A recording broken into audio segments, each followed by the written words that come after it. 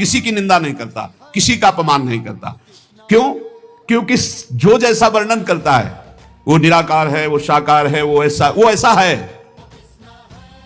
पर वो जैसा है वैसा पूर्ण जिसको अनुभव में आया वो कोई बिलक ज्ञानी होता है। बोले जो झगड़ा करते हैं कि परमात्मा ऐसा नहीं ऐसा है, परमात्मा ऐसा नहीं ऐसा है, बोले वो एक अंधे जैसा। बोले एक बार कई अंधे खड़े थे, उन्होंने कहा कि ये हाथी कैसा, तो किसी के सामने कान आया, कान ऐसे देखा, किसी ने पूंछ पकड़ा, पूंछ देखा, किसी ने पैर, किसी ने पीठ, सब वर्णन करने लगे।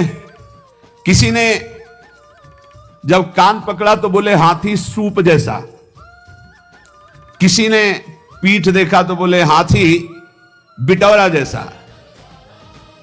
किसी ने जब पैर पकड़े तो बोले खंबे जैसा। बोले हाथी खंबे जैसा, बोले नहीं सूप जैसा।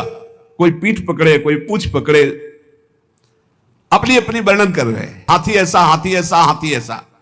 सब लड़ रहे थे, झगड़ रहे थे। एक आंख वाला आया और उसने कहा लड़ो मत, तुम में कोई झूठा नहीं, सब सत्य है, क्योंकि तुम संपूर्ण हाथी नहीं देख पा रहे हो। तुमने केवल हाथी का कान पकड़ा, तुमने हाथी की पीठ पकड़ी, तुमने हाथी की पूंछ पकड़ी, तुमने हाथी का पैर पकड़ा।